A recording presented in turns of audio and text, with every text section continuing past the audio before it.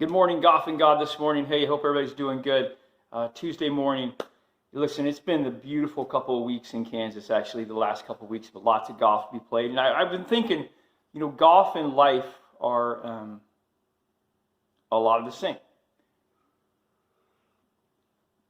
You're saying, Jake, what do you mean by that? Let me give you some examples. I took some notes here because I'm just a good note taker. So this is what I thought of. Okay, life and golf are the same in that life can be extremely relaxing, or it can be really frustrating. If you played the game of golf, you can go out one day and play amazing, and the next day you come back and you're horrible. It can be a healing experience. To be out on the golf course can just be peaceful and easy, you can make it what you want. It can also be incredibly distracting. You can mix golf and business, and then pretty soon you ruin the whole purpose of why you're out there. And I think we do that in life. We do that with our kids and our families. We mix our family time and our business time. It's also a chance to better ourselves. Golf is a skill. It can be a skill, physically and mentally. Now, it's challenging to focus through a daily basis, and when you're out there to maintain that for 18 holes, I struggle with that. I'm good through 9. I struggle during the 18 holes. That's a mental thing. That's for me. That's a little bit of. I don't think I'm fully ADHD, but there's a part of that. Golf can be incredibly destructive. Golf can be a negative outlet for people to escape a bad marriage. Golf can actually make a marriage worse if you're spending more time on the golf course than you are at home with your family, working on your relationships. Golf can exacerbate existing problems in your life, like alcohol and alcoholism. You don't have to drink when you play golf. You can have a few beers with your buddies and enjoy the day, but you can also go out and abuse what you've been given. And so it can be destructive to marriages. It can be destructive, but it can also be very constructive. So anyways, I was thinking about this the other day, and golf and life in general, and how similar they can be. And I don't know. I just was listening to this Christmas story, and we always, you listen to different pastors, you get different insights, and it's really neat to think about what we've been given in the form of Jesus.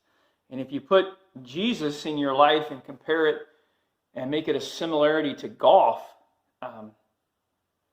you get the world's best golf player, the perfect golf player. Never makes a bad shot in his life.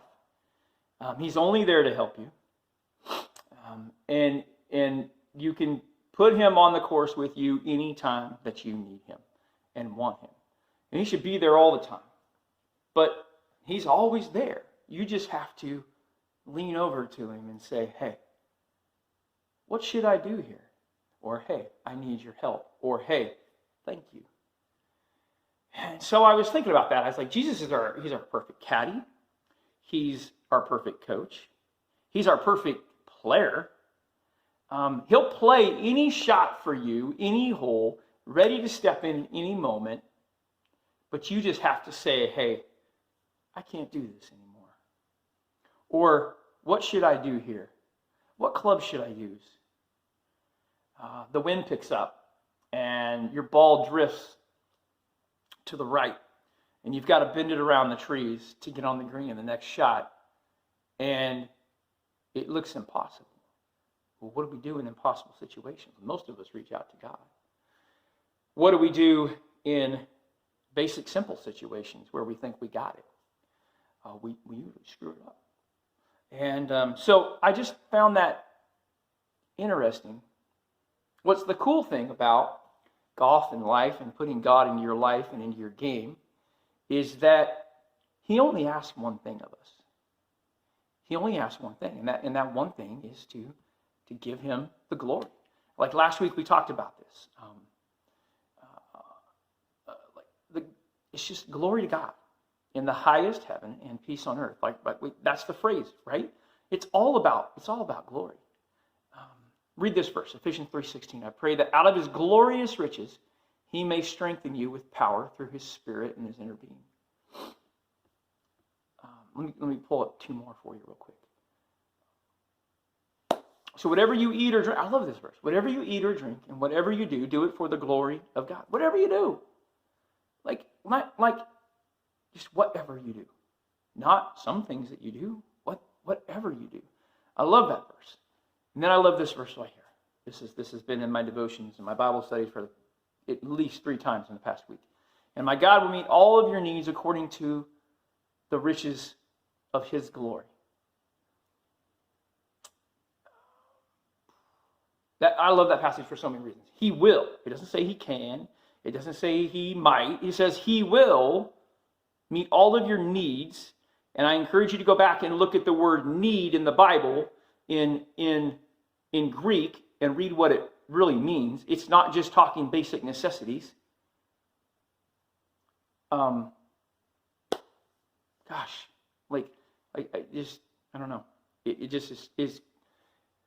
It's crazy to think that Jesus is always there, and we just don't take the time to lean over and say, hey, what club should I use here? I'm thinking about using the sand wedge. What do you think? I'm thinking about not inviting John to Christmas this year. What do you think? Just little things that we can involve God in our lives that we don't.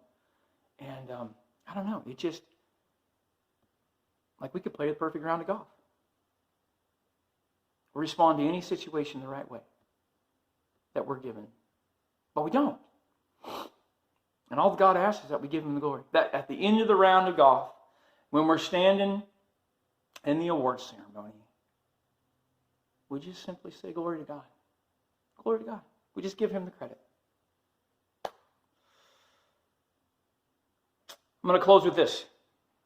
This is my devotion this morning. And I've never heard this. I had to look it up 1,000 times. I want you to think about this. Joseph and Mary were poorer than poor before Jesus came in their life, right? Mary was so poor when she went to bring her sacrifice to the temple, she brought 2 turtle doves. 2 turtle doves. She probably just went out and caught them in the wild and brought them. She didn't bring a lamb. She didn't bring a fatted calf. When Jesus was born to Mary and Joseph, the Magi and the wise men, when they came, they brought gold, frankincense, and myrrh. Frankincense and myrrh, turns out, were 2 of the most expensive spices in all of the land. Mary and Joseph received earthly riches. They became rich in that moment. I had to look it up. The wise men didn't just travel by themselves. They traveled with an entourage. And when they came into Bethlehem, the whole city was fearful. There were so many people.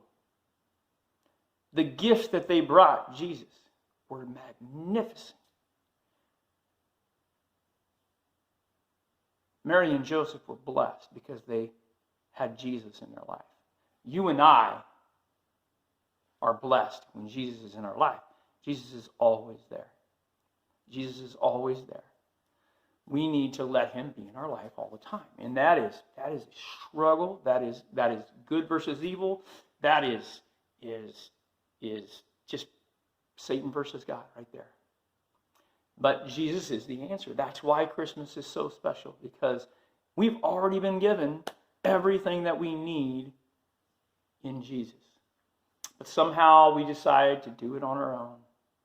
And maybe it's because we're selfish, or maybe it's because we want the instant gratification that other things that replace Jesus can be. But anyways, those are my thoughts today. Tell me what you think. I'll read your comments. Definitely not here to argue. I know who Jesus is for me, and continue to make those things you for you. And listen, I just wish nothing but the best for everybody for Christmas. You'll get the best when you go to Jesus, and that's the greatest message that we can have is just look at the blessings that Jesus brought. Jesus never caused anyone to get sick. He never caused anyone to be poor. He never caused anyone to hurt. He did just the opposite. He heals. He brings blessings and wellness and health. He brings prosperity, obviously. And that verse right there in Matthew reiterates that. Jesus instantly brought prosperity to Mary and Joseph. They had to take care of him with something. And I don't know. It's just super cool. The more and more I learn. It's been a great journey with you this year, guys. We've been doing Goth and God for about a half year, and I'm looking forward to closing out the year on top with y'all. So blessings to you guys, and I mean that. Seek Jesus with all your heart, and watch what happens in your life. You guys have a good day. Bye.